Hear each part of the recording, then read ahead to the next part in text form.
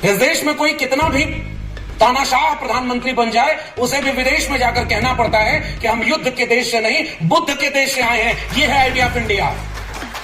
यानी दलित panther idea of India को claim करने वाला एक मूवमेंट का नाम है। संगठन टूट गया होगा सर, मुझे लगता है कि हम सबके भीतर कोई ना कोई पैंथर जिंदा है और वो उन पे विरासत का है। और जब लोग अंधविश्वास बना रहे थे, उस समय तथागत बुद्ध कह रहे थे, किसी किताब में लिखा हो तो सच मत मान लेना, कुछ व्यक्ति कह रहे हो तो सच मत मान लेना, ढेर सारे लोग कह रहे हो तो सच मत मान लेना, सच वह सच मानना जो तुम्हें सही लगे। अप दीपो भव, अपना दीपक स्वयं बनो। यह है आइडिया ऑफ इंडिया की सबसे पहली रोशनी। अब देखिए आइडिया ऑफ इंडिया क्या है। मेरा जन्म उत्तर प्रदेश के आजमगढ़ में हुआ, मेरी पढ़ाई लिखाई इलाहाबाद में हुई, दिल्ली विश्वविद्यालय से पीएचडी किया और वहां पिछले 12-13 साल से पढ़ा रहा हूं। और आज सामाजिक आंदोलनों की जमीन महाराष्ट्र के सोलापुर में खड़ा हूं। एक ऐसे भारत का सपना डॉक्टर अंबेडकर ने देखा और ये है आइडिया ऑफ इंडिया। और एक ख्वाब देखा था हमारे सतगुरु रविदास ने कि ऐसा चाहूं राज में जहां मिले सबन को अन्न, छोट बड़ो सब संबस है, रविदास रहे प्रसन्न। बराबरी और न्याय के विचार का नाम है सामाजिक न्याय का विचार। उसमें किसी के खिलाफ नफरत नहीं है, बस ये शर्त है कि कोई बड़ा या छोटा नहीं होगा, कोई ब्रह्मा के मुख से, कोई भुजा से और कोई पैर से पैदा नहीं होगा, सब बराबर होंगे। उस शर्त से बना था एक आइडिया ऑफ इंडिया। और हमें पहचानने में बहुत वक्त लग गया कि फूले साहब जिन्हें दलितों ने अपना मसीहा बनाया, अरे वो तो सबके मसीहा थे। और उत्तर भारत में थोड़ा देर से पहुंचे हैं शाहू फूले अंबेडकर, लेकिन अब भारत बन रहा है सर। इसके लिए आप सबको सैल्यूट है क्योंकि आपने वो रोशनी दिखाई। हम क्लेम करना चाहते हैं कि इस भारत को हम बर्बाद नहीं होने देना चाहते, क्योंकि हमने, हमारे पुरखों ने इस भारत को बनाया। टीवी पर बैठकर, जो टीवी विज्ञान से चल रही है, उस पर बैठकर बड़े बड़े एंकर कर रहे हैं। ये चमत्कार हो रहा है, लोग किस्मत बता रहे हैं। मुझे याद आता है डॉक्टर अंबेडकर, फूले पेरियार का भारत, जिसमें उन्होंने कहा था कि शिक्षा व शेरनी का दूध है, जो पिएगा वो दहाड़ेगा। ये शिक्षा बर्बाद करके इस देश को अंधविश्वासी बना रहे हैं ताकि ये देश को बर्बाद कर दे और कोई सवाल न करे। ऊपर से कहते हैं कि राष्ट्रपति आदिवासी, प्रधानमंत्री दलित। अरे तुम जैसे लोग कुल्हाड़ी की वो लकड़ी की तरह हैं जिसको दिखा करके कुल्हाड़ी ने जंगल की लकड़ियों को कहा कि देखो कुल्हाड़ी का साथ दो क्योंकि इसमें लकड़ी तुम्हारी जाति की लगी है, और पूरा जंगल कट गया और लोग कुल्हाड़ी के साथ खड़े हो गए थे। ये चुनौती हमारे आंखों के सामने। अब हमारी जाति के लोगों को हमें आगे करके हमारे ही खिलाफ काम करवाया जा रहा है। और 27 अक्टूबर 1954 सिद्धार्थ कॉलेज में एक अनौपचारिक बैठक में डॉक्टर अंबेडकर कह रहे हैं, हमने जिनके लिए अपना सब कुछ कुर्बान कर दिया वो अब आपस में लड़ने लगे। दलित पैंथर आंदोलन एक उम्मीद और ताकत का नाम था, मगर एक सबक हमें उससे भी लेना होगा, वो क्यों टूट गया, वो क्यों बिखर गया। 1925 का उनका एक संगठन आज भी एकजुट रह करके केवल भारत को तोड़ने के लिए जुड़ा रहा। हमारी विरासतों के तमाम इतिहास, Republic party of India, Buddhist society of India, तमाम तरह के संगठन जो बाबा साहब ने बनाए, वो खंडों में टूटते रहे और भारत को वो बर्बाद करते चले जाए। एक सबक हमें लेना होगा, कहीं गलती हो गई, कहीं चूक हो गई, हमने नाक बड़ी कर दी, दिल छोटा कर दिया। और आज अगर यूं ही बटे रहे, मुझे लगता है कि फिर बहुत मुश्किल वक्त। दलित पैंथर के इस 5वां जो हम अपने इतिहास से जुड़े, उसे समझें और उसके बारे में बात करें। सबसे पहले मैं जिस रास्ते होकर आया, पहली बार पुणे उतरा तो ऐसा लगा कि कहीं महात्मा फूले, माता सावित्रीबाई फूले की वो जमीन, जिस इलाके से उन्होंने एक ऐसी क्रांति की ज्योति जलाई थी कि इस मुल्क में तमाम लोग उस ज्योति को बुझाने में लगे थे। और आज आजादी के अमृत महोत्सव मनाने वाले मुल्क में सबसे तेज रोशनी अगर कुछ दीपकों की है, कुछ रोशनियों की है, उनमें से महात्मा फूले और सावित्रीबाई फूले हैं। मैं उन्हें अपना सलाम और जय भीम करता हूं। और शुक्रिया इस आयोजन के समिति के लोगों, खासकर राहुल प्रधान भाई, कि आपने मौका दिया कि मैं पहली बार पुणे भी आया और दलित पैंथर पर आपसे बातचीत करूंगा। आज जिस दौर में हम बातचीत कर रहे हैं, सबसे पहली बात तो मुझे ये लग रहा है कि काश दलित पैंथर आज होता तो भारत ऐसा नहीं होता।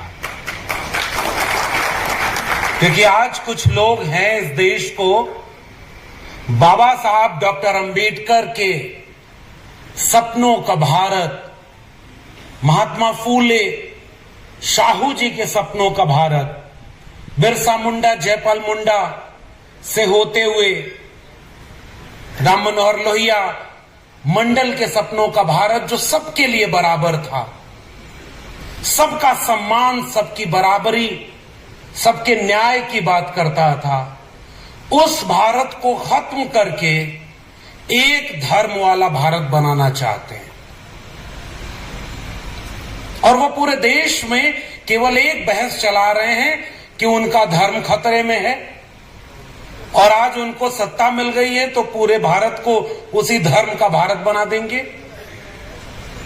ऐसे वक्त में दलित पैंथर को याद करना, और ऐसे वक्त में हर उस फूले अंबेडकर पेरियार के मिशन को याद करना, मुझे लगता है कि सच्ची राष्ट्रभक्ति है जो हम निभा रहे।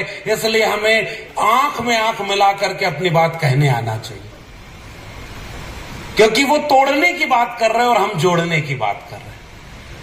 वो अन्याय की बात कर रहे हैं और हम न्याय की बात कर रहे हैं। और जो आइडिया ऑफ इंडिया है वो कौन सा भारत है जिसे हम और आप जानते हैं, पढ़ते हैं और दुनिया को बताते हैं। इस देश में कोई कितना भी तानाशाह प्रधानमंत्री बन जाए, उसे भी विदेश में जाकर कहना पड़ता है कि हम युद्ध के देश से नहीं, बुद्ध के देश से आए हैं। यह है आइडिया ऑफ इंडिया। उस भारत की पहचान तथागत बुद्ध से है। उस भारत की पहचान, मैं हिंदी साहित्य पढ़ाता हूं, हमारे यहां तो एक पूरा आंदोलन चला। और ये तथागत बुद्ध कौन थे? अभी कामले साहब बैठे हैं, देखिए दलित पैंथर पर मैं कम बोलूंगा, क्योंकि उसके तो आयोजक और जिन्होंने बनाया, जिन लोगों ने उसे आगे बढ़ाया, वो लोग खुद हमारे सामने बैठे हैं।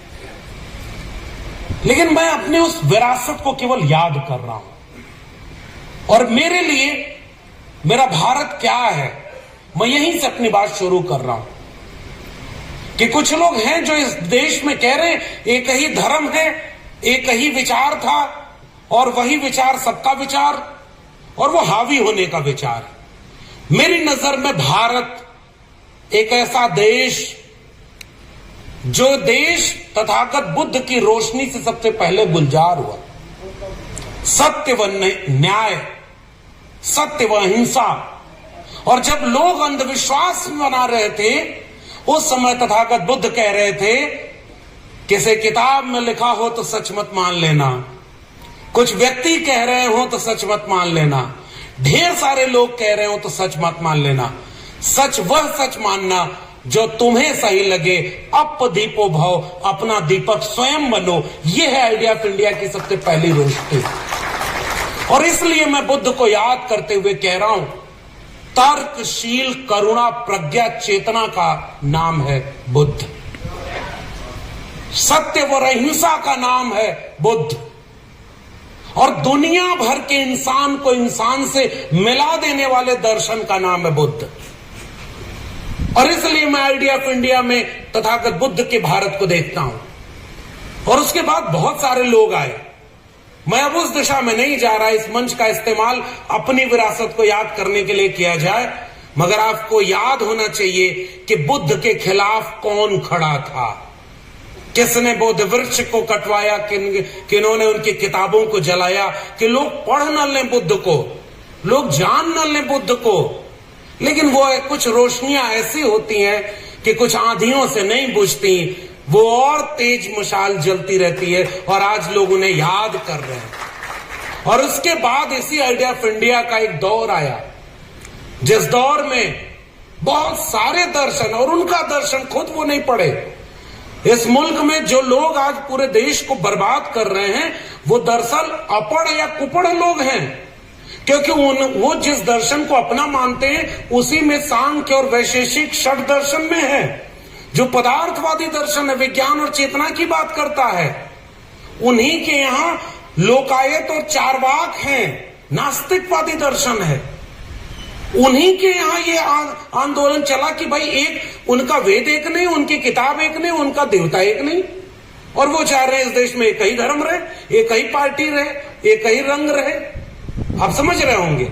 इसलिए मैं कह रहा हूं कि उस दर्शन में खुद आलोचना थी, लेकिन उससे ज्यादा आलोचना कब आई, जब इस देश में संतों का एक आविर्भाव आता है और उसकी एक मशाल आते हैं संत कबीर, संत रविदास, पलटू दादू भीखा, बुल्ले शाह, बाबा फरीद, गुरु नानक, चोखा मेला। वो एक आंदोलन था। उस आंदोलन में उन लोगों ने कहा, वो उस आंदोलन में भगवान, मंदिर, मस्जिद, काकर पाथर जोर के मस्जिद लई चनाए, ताचड़ मुल्ला बाग दे क्या बहरा हुआ खुदाए, पाथर पूजे हर मिले तो मैं पूजूं पहाड़, ताते ये चाकी भली पीस खाए संसार, दुनिया ऐसी बावरी पाथर पूजे जाए। ये आंदोलन और तेवर देखिए, तुम कत बाभन हम कत सऊद, और हम कत लोहू तुम कत दूध, अरे इन दोन राह न पाई, हिंदुन की हिंदुआई देखी तुर्कन की तुर्काई, अरे इन दोन राह न पाई। और वो मानवतावादी विचार था कबीर का, मन ना रंगाए रंगाए जोगी कपड़ा, कुछ लोगों के लिए आगाह किया था। और मैं तो सर उत्तर प्रदेश से आया हूं। अब देखिए आइडिया ऑफ इंडिया क्या है। मेरा जन्म उत्तर प्रदेश के आजमगढ़ में हुआ, मेरी पढ़ाई लिखाई इलाहाबाद में हुई, दिल्ली विश्वविद्यालय से पीएचडी किया और वहां पिछले 12-13 साल से पढ़ा रहा हूं। और आज सामाजिक आंदोलनों की जमीन महाराष्ट्र के सोलापुर में खड़ा हूं। एक ऐसे भारत का सपना डॉक्टर अंबेडकर ने देखा और ये है आइडिया ऑफ इंडिया। और इसलिए मैं उस पढ़े हुए अपने भारत को याद कर रहा हूं कि उस समय जब कबीर, रैदास, वो कह रहे हैं मन चंगा तो कठौती में गंगा, मछली न तरी जेकर नदी में ही घर हो। पाखंडवाद, अंधविश्वास से क्या क्रांतिकारी आंदोलन हमारे यहां हुए। और उन्होंने क्या कहा, जस केलन के पात पात में पात, तस मानुष के जात जात में जात, रविदास मानुष न जुड़े जब तक जाति न जात। ऐसे एक मानवतावादी दृष्टिकोण का नाम। और एक ख्वाब देखा था हमारे सतगुरु रविदास ने कि ऐसा चाहूं राज में जहां मिले सबन को अन्न, छोट बड़ो सब संबस है, रविदास रहे प्रसन्न। बराबरी और न्याय के विचार का नाम है सामाजिक न्याय का विचार। उसमें किसी के खिलाफ नफरत नहीं है, बस ये शर्त है कि कोई बड़ा या छोटा नहीं होगा, कोई ब्रह्मा के मुख से, कोई भुजा से और कोई पैर से पैदा नहीं होगा, सब बराबर होंगे। उस शर्त से बना था एक आइडिया ऑफ इंडिया। और उस विरासत को आगे बढ़ाया तमाम लोगों ने। बसवन्ना, चोखा मेला, नारायण गुरु से होते हुए एक दौर आता है 18वीं शताब्दी का, और हमारे नए नायक बनकर के उभरते हैं महात्मा फूले और उनकी किताब गुलामगिरी, गुलामों को गुलामी का एहसास करा दो, अपनी बेड़ियां वो खुद ब खुद तोड़ लेगा। और वहां जाकर के शिवाजी का पंवाड़ा, किसान का कोड़ा, और वहां से होते हुए एक ऐसे भारत का स्वप्न देखा हमारे पुरखों ने, महात्मा फूले ने, जिसमें सब बराबर थे। फूले ने भी किसी से बदला लेने की कोई बात नहीं कही, तो उन्होंने बस कुछ तीखे सवाल कर दिए थे जिनसे आज के तानाशाह जालिम लोग डरते हैं। आज अगर मैं सोचता हूं कि अभी आ रहा हूं दलित पैंथर पे, दलित पैंथर ने तो वो काम कर दिया जो आजाद भारत में सोच नहीं सकते आज। और थोड़े से लोग, किताबों की बात क्या होती है। महात्मा फूले ने एक किताब लिखी गुलामगिरी, और कुछ सवाल पूछ दिए। अगर ब्रह्मा के 4 मुख थे तो स्तनपान कैसे करते थे, मुंह में गर्भ कैसे ठहरता था। आज मैं बोल रहा हूं तो हो सकता है मेरे ऊपर मुकदमा हो जाए, और मैं वैसे भी उत्तर प्रदेश से आ रहा हूं, वहां तो बुलडोजर चल रहा है। आपके यहां तो बहुत ठीक हालात है सर। ये तो सामाजिक और सांस्कृतिक आंदोलन की जगह है महाराष्ट्र। हमारे यहां तो क्या क्या हो जा रहा है, कोई गीत गाना लिख दे रहा उसके ऊपर मुकदमा। और एक बात और देखो, सांस्कृतिक आंदोलन की अहमियत क्या होती है दलित पैंथर पर बात करते हुए, जो सबसे महत्वपूर्ण बात मुझे याद करनी है। उत्तर भारत में क्रांति हुई, महात्मा फूले महाराष्ट्र में, शाहू जी महाराज महाराष्ट्र में, और जाति जनगणना की बात हो रही है। मैं ओबीसी समाज से आता हूं और हमें पहचानने में बहुत वक्त लग गया कि फूले साहब जिन्हें दलितों ने अपना मसीहा बनाया, अरे वो तो सबके मसीहा थे और उत्तर भारत में थोड़ा देर से पहुंचे हैं शाहू फूले अंबेडकर, लेकिन अब भारत बन रहा है सर। इसके लिए आप सबको सैल्यूट है, क्योंकि आपने वो रोशनी दिखाई थी। और शाहू जी महाराज ने 1902 में जाति जनगणना अपने दरबार में करा दी, अपने इलाके में। उन्होंने ये खोजा कि ये मेरे दरबार में कितने उच्च पदों पर लोग हैं, तो 75 में से 65 से 68 ब्राह्मण थे। जो मध्यम वर्गीय पद थे उनमें 50 में 45 ब्राह्मण थे। शाहू जी ने पूछा ब्राह्मणों की आबादी कितनी, उन्हें पता चला कि 2 या 3%। पता चला कि ये सारे एक ही लोग क्यों है भाई, यहां रिजर्वेशन लागू करो। 50% रिजर्वेशन गैर ब्राह्मणों को देने वाले सबसे शुरुआती नायकों में से शाहू जी महाराज। और इस देश में ओबीसी कहने वाला प्रधानमंत्री आज भी कहता है कि जाति जनगणना नहीं कराएंगे। किस बात के ओबीसी हो भाई? इसलिए मुझे लगता है कि आज का सबसे महत्वपूर्ण सवाल है कास्ट सेंसस का। दलितों की गिनती होती है, आदिवासियों की गिनती होती है। ये सब कहते हैं अगर कास्ट सेंसस कराएंगे तो जातिवाद बढ़ जाएगा। धर्म गिनते हो तो धर्म के नाम पर साम्यता नहीं बढ़ती है। भाषा गिनते हो, पशु पक्षी गिन लेते हो। एक बार जरा गिन लो कि इस देश में कौन कितनी आबादी में संख्या में है और कौन कितना कब्जा किए हुए है। जब तक अवैध कब्जा दूर नहीं होगा, मुझे लगता है कि आइडिया ऑफ इंडिया कभी भी पूरा नहीं होगा। इसलिए इस समय इस देश की सबसे बड़ी मांग कास्ट सेंसस होनी चाहिए। और उस समय शाहू जी महाराज, डॉक्टर अंबेडकर, महात्मा फूले, वक्त कम है नहीं तो फूले साहब का वो किस्सा सुनाता, लेकिन एक किस्सा तो जरूर सुनाऊंगा। फूले साहब ने एक नाटक लिखा है तृतीय रत्न। अब पाखंड और अंधविश्वास क्या हो रहा है अभी जोड़ रहा हूं कि हमारे उत्तर भारत में क्या चल रहा है। और महाराष्ट्र के लोगों, आपकी भी अब जिम्मेदारी बढ़ गई है, थोड़ा उधर भी इस क्रांति की रोशनी को और बढ़ाना है और तेज करना है। फूले साहब ने लिखा तृतीय रत्न नाटक में कि एक आदमी बड़ा गरीब था, बहुत परेशान था, तो किसके पास गया? किसी ब्राह्मण के पास चला गया, पुजारी पंडित। उसने कहा कि हुजूर ये मेरे जीवन में बड़ा कष्ट है। तो उसने देखा, कहा कि तुम्हारा शनि ठीक जगह पर नहीं है। तो कहा कैसे ठीक जगह पे आएगा? कहा एक हवन करानी होगी, ब्राह्मणों को खिलाना होगा, मैं उपाय बता दूंगा, शनि ठीक जगह पे आ जाएगा। तो कहा अच्छा कितना खर्चा आएगा? तो उसने कहा इतना खर्चा आएगा। उस आदमी ने कहा इतना तो पैसा नहीं है हमारे पास, बहुत गरीब घर के हैं। और उसके बाद कहा आवाज होता तो कहता कि भाई कोरोना में नौकरी चली गई, बिजनेस डूब गया, प्रधानमंत्री ने अपने दोस्त को दूसरा सबसे अमीर आदमी बनाया, उसका पैसा सारा गिर गया, देश कंगाल हो गया, देश के अरबपति दुनिया में नाम कमा रहे हैं। वो आदमी बोला कि भाई हमारे जेब में पैसा नहीं। उस आदमी ने कहा अच्छा चलो 50% की छूट है, सेल लगा दी, आधा पैसा दे दो, शनि ठीक जगह पर ले आएंगे। मैं अपनी भाषा में सुना रहा हूं महात्मा फूले का किस्सा। उस आदमी ने कहा नहीं साहब इतना भी नहीं है। कहा अच्छा चलो 1000 रुपए दे देना। अच्छा इतना भी नहीं है, 500 रुपए दे दो, एक मंत्र दे देता हूं, इसको पढ़ते रहना, शनि कंट्रोल में रहेगा। उसने कहा इतना रुपए भी नहीं है। कहा अच्छा इतना न्यूनतम दे दो और मैं एक ऐसा सूत्र दे दे रहा हूं, शनि ठीक जगह पे आ जाएगा, तुम्हारा नुकसान रुक जाएगा। वो आदमी खड़ा होकर जेब दिखाकर बोला कि हुजूर मेरे जेब में एक फूटी कौड़ी नहीं है। वो नाराज होकर के पंडित बोला जब तेरी जेब में एक फूटी कौड़ी नहीं है तो जा बेटा, शनि तेरा कुछ नहीं बिगाड़ सकता। और कौन बात ये कर रहा है? महात्मा फूले। तर्क, विवेक, वैज्ञानिकता जैसे जैसे आएगी, अंधविश्वास और पाखंड अपने आप दूर हो जाएगा। इसकी रोशनी हमें पूरे भारत में जलानी है। और इसलिए मैं दलित पैंथर के आयोजकों और तमाम लोगों को शुक्रिया अदा कर रहा हूं कि आप अपना इतिहास याद कर रहे हैं।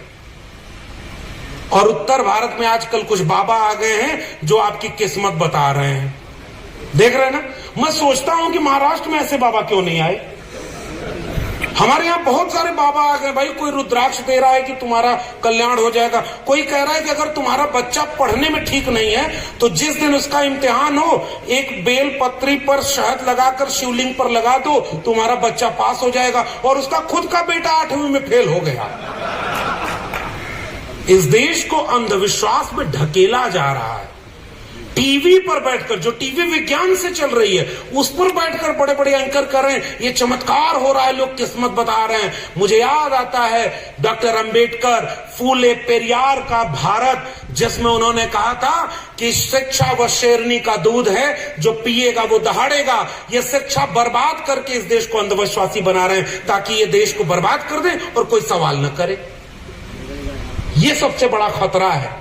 तो वो रोशनी जो जल रही थी महात्मा फूले के यहां से, डॉक्टर अंबेडकर के रूप में आगे बढ़ी। अभी कामले साहब बता रहे थे, बहुत प्यारी बात। और मैंने साहब ये बात दीक्षा भूमि में 14 अप्रैल को पिछले साल बोली, फिर से आपके सामने कह रहा हूं। और इस बात का मतलब मैं कह रहा हूं इसलिए भी है क्योंकि मैं भी दलित नहीं हूं।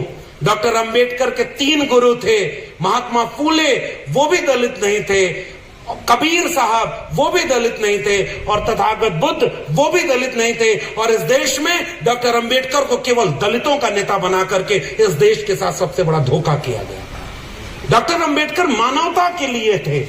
उन्होंने महिलाओं की लड़ाई लड़ी, उन्होंने ओबीसी के लिए तमाम प्रावधान किए, उन्होंने श्रमिकों की बात की। और अभी मुझे हमारे साथी बता रहे थे, राहुल भाई से भी बात हो रही थी, इन्होंने भी अपना इतिहास बताया कि हम क्यों ये स्वर्ण महोत्सव मना रहे हैं। हम क्लेम करना चाहते हैं कि इस भारत को हम बर्बाद नहीं होने देना चाहते, क्योंकि हमारे पुरखों ने इस भारत को बनाया।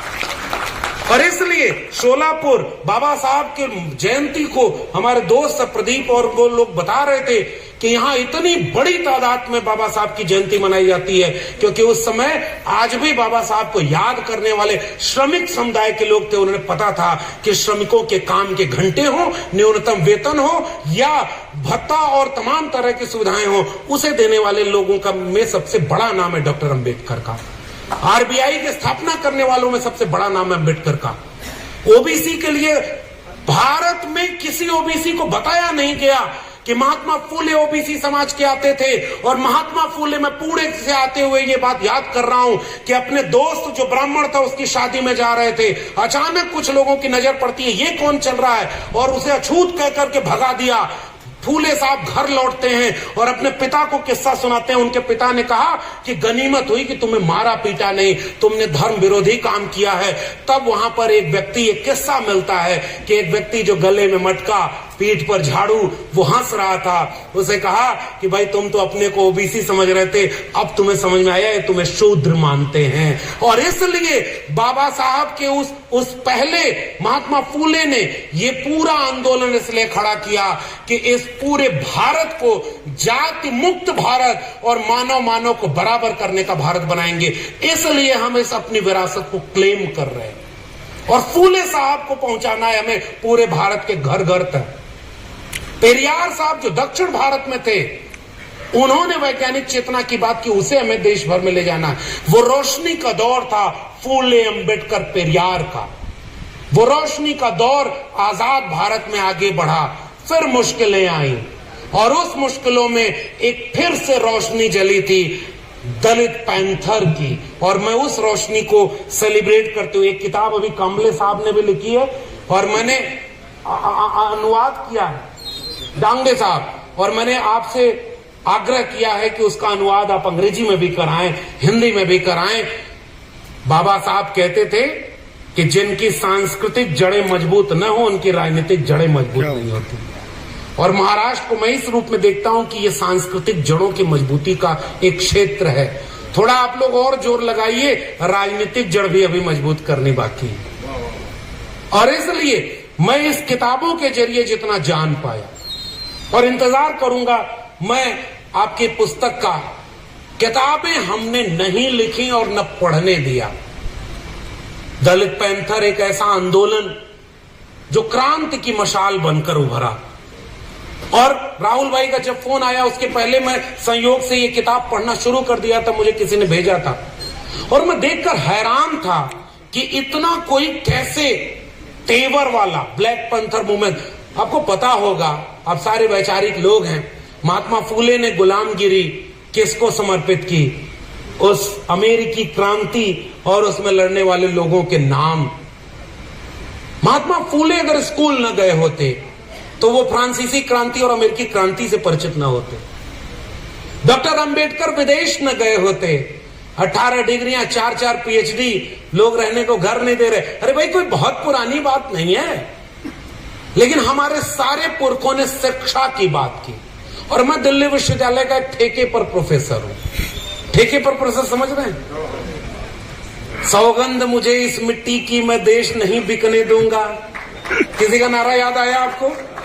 वो बेच रहे हैं भारत को, मैं चैन से कैसे सो जाऊं। वो लूट रहे हैं भारत को, मैं सांस में कैसे ले लूं। सौगंध मुझे इस मिट्टी की, मैं देश नहीं बिकने दूंगा। मैं ओबीसी मां का बेटा हूं। जब तक मैं गुजरात का प्रधानमंत्री था मैंने जाति नहीं बताई थी। प्रधानमंत्री बनना हुआ तो मैं ओबीसी मां का बेटा हूं। कैसे बना? जब खुद मुख्यमंत्री बना तो अपनी जाति को ओबीसी में डाल लिया। इसलिए ओबीसी का दर्द नहीं पहचान पाया, इसलिए ओबीसी के सवालों से नहीं जुड़ पाया।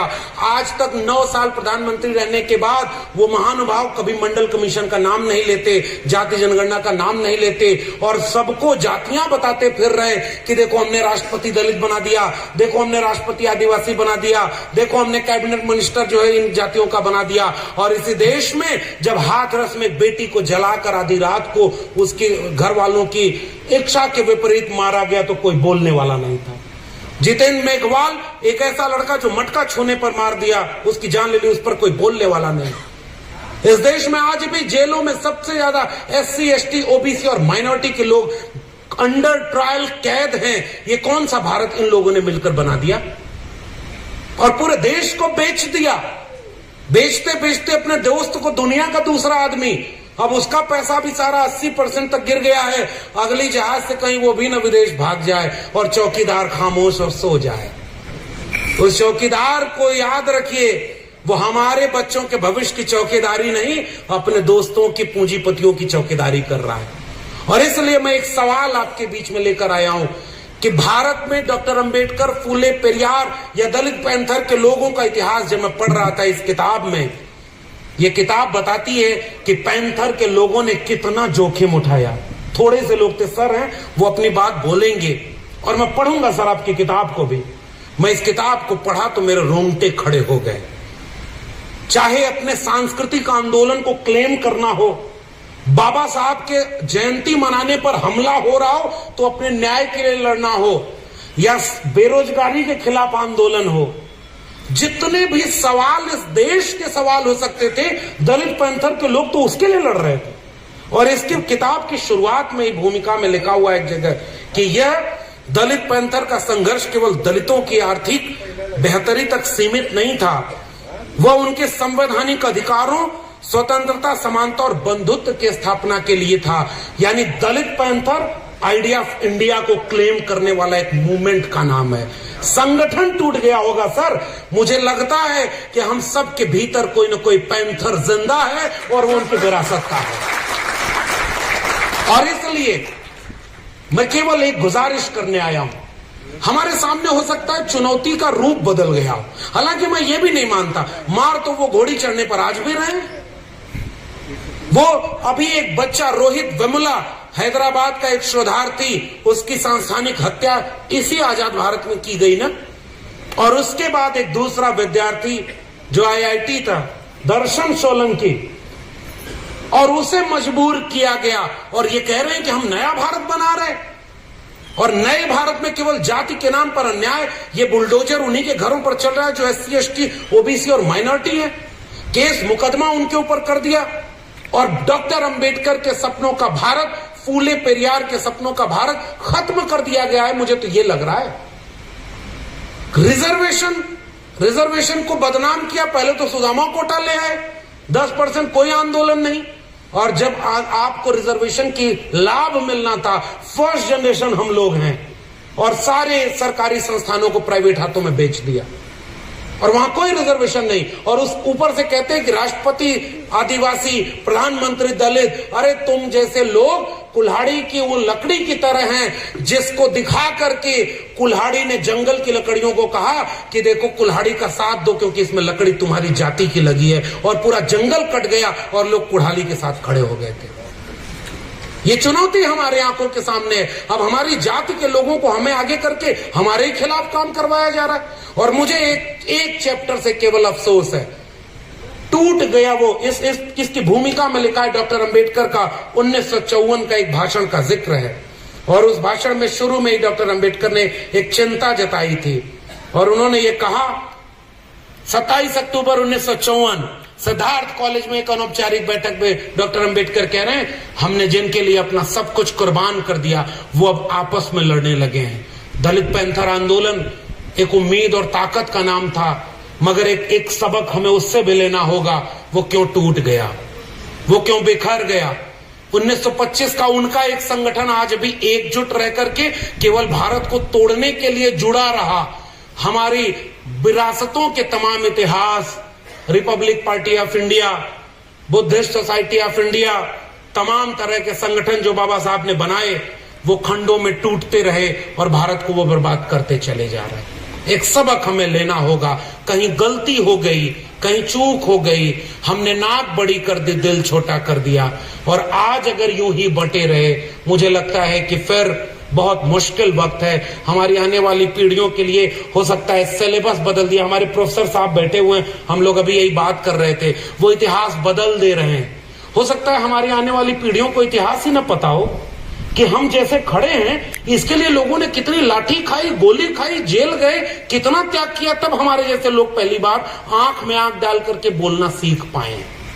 इसलिए हमारी जिम्मेदारी भी है कि हम अपने इतिहास को भी क्लेम करें, इस पैंथर के इतिहास को, और एक ऐसा भारत जिसमें हम किसी वो कहते हैं कि हम ब्राह्मणों के खिलाफ हैं, अरे नहीं है तुम्हारे खिलाफ भाई, हम तुम्हारे अवैध कब्जे के खिलाफ हैं। तुम्हारी जितनी आबादी है वो तुम रखो, इस देश के 90% SC ST OBC माइनॉरिटी को शिक्षा, रोजगार, जमीन का मालिकाना हक, स्वाभिमान, इज्जत और अभिमान हमारा हक है, और वो 90% हमारा हमें चाहिए, और बाकी जिसका जितनी आबादी उसको उतना दे दो और सबकी बराबरी का भारत बन जाए। केवल यही तो हमारा ख्वाब है। इसलिए मैं गुजारिश करके जा रहा हूं, सिलेबस बदल दिया जाएगा।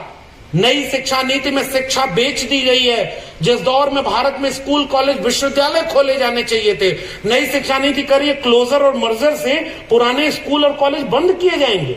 40% सिलेबस ऑनलाइन मोड में चलेगा, ऑनलाइन टीचिंग होगी, ठेके पर प्रोफेसर। मैं खुद हूं और मैं तो इतना विरासत याद करते हुए बहुत कुछ बोल लेता हूं, मैं उम्मीद कम ही रख रहा हूं कि वो झेल पाएंगे, मगर केवल इसलिए बोल रहा हूं कि आने वाली पीढ़ियां जब मुझसे पूछें कि भारत का संविधान का लाभ तुमने लिया था, राहुल भाई ये बड़ा सवाल है हमारे लिए, क्योंकि हम जब पढ़ने आए तो भारत का संविधान था, इलाहाबाद यूनिवर्सिटी, दिल्ली यूनिवर्सिटी थी कि हम पढ़ पाए।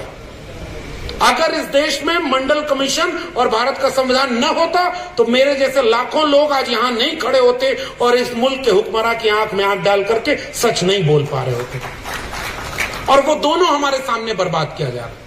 और दलित पैंथर का पूरा इतिहास एक ऐसे तेवर का इतिहास था जिसमें वो डरते नहीं थे।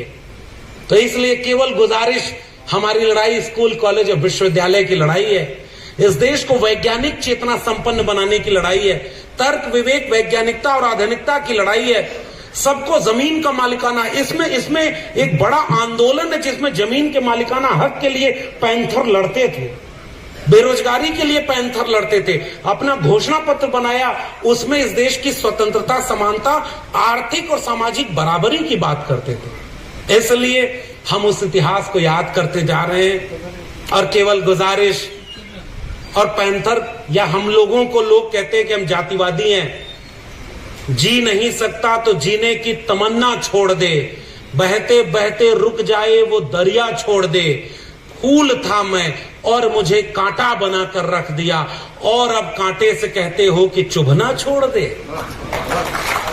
भाई चुभेंगे हम जरूर। एक रामचरितमानस की 4 चौपाइयों का अर्थ क्या पूछ लिया, उत्तर भारत में खलबली मच गई है। पता है कि नहीं आपको? जे बरनादम तेली कुमारा सुपच के रात कोल कलवारा, हमारी जातियों के नाम पर गालियां बनाई गई, हमारी जातियों को अपमानित किया गया। हमारे पुरखे इस देश के SC ST OBC अगर ना होते तो ये दुनिया रहने लायक न बनती। किसान, कामगार, कमेरा जातियों और मेहनतकश जातियों ने इस दुनिया को हाथ से श्रम कर रहने लायक बनाया। कुम्हार, लोहार, बढ़ई, नाई, मोची और तमाम लोगों ने मिलकर इस दुनिया को रहने लायक बनाया। और जब उनके बच्चे अपना हक मांगने लगे तो उन्हें गालियां दी जाती हैं, उन्हें जातिवादी कहा जाता है। हम ही को पानी से दूर रखने वाले हमसे ही पानी का हिसाब मांगते हैं। पहली बार तो अब हम बराबरी पर आए। इस मिशन मूवमेंट को जारी रखना हमारी जिम्मेदारी है। और राहुल भाई ने एक वादा किया है, इनके आयोजकों को सैल्यूट करता हूं। और शोलापुर और आसपास के तमाम विद्वान लोग, अनुभवी लोग, आप सब ने मुझे बुलाकर इतना सम्मान दिया, प्रेम मोहब्बत दी। मैं एक ऊर्जा लेकर जा रहा हूं। मुझे नहीं पता कि मैंने कोई नई बात आपके बीच में बोली या नहीं, लेकिन एक बात है, आपने मुझसे जो कुछ लिया हो न लिया हो, मैं आपसे हिम्मत और ऊर्जा लेकर जा रहा हूं और पूरे भारत में उसको लेकर के लड़ाई जारी रखूंगा। और इसलिए गुजारिश आप सब से, मुझे अभी चूंकि तुरंत निकलना है तो मुझे जाना होगा, मैं माफी चाहता हूं, लेकिन इस स्वर्ण महोत्सव वर्ष का अभियान जब दिल्ली आएगा तो हम वादा करते हैं कि अपने इतिहास को, अपने पुरखों की लड़ाइयों को, उनके बदन पर पड़ी एक एक लाठियों को, उनके बदन, उनके कानून की किताबों के जरिए उनके ऊपर थोपे गए मुकदमों को, खैर लांजी से लेकर हाथरस को, रोहित वेमुला से लेकर पायल तड़वी को, जितेंद्र मेघवाल से लेकर के मूंछ पर दाढ़ी और टोपी पहनने वाले मारे जा रहे लोगों को हम अपने जहन में याद रखेंगे, हम भूलेंगे नहीं। और इस मुल्क को सांप्रदायिकता की आग में झोंकने वाले लोगों को हम ये कहना चाहते हैं कि हम मोहब्बत और प्यार का एक भारत बनाना चाहते हैं, हम बराबरी का एक भारत बनाना चाहते हैं। हम सब जितने दलित, पिछड़े, आदिवासी लड़ रहे हैं, फूले, अंबेडकर, पेरियार, बिरसा के वारिस, हम मोहब्बत का भारत बनाना चाहते हैं। हम सब की बराबरी की दुनिया बनाना चाहते हैं। इसलिए हमारा साथ दो, इसमें सबका भला है। टकराएंगे तो उसका कोई लाभ नहीं होने वाला, क्योंकि अंत पर उनका भी धर्म यही कहता है, सत्य परेशान होता है तो पराजित नहीं हो सकता। तो हम तो सत्य और अहिंसा दोनों के साथ खड़े हैं। हम लड़ेंगे, जीतेंगे। जय भीम, जय मंडल, संविधान जिंदाबाद, इंकलाब जिंदाबाद, उल गुलाम जिंदाबाद।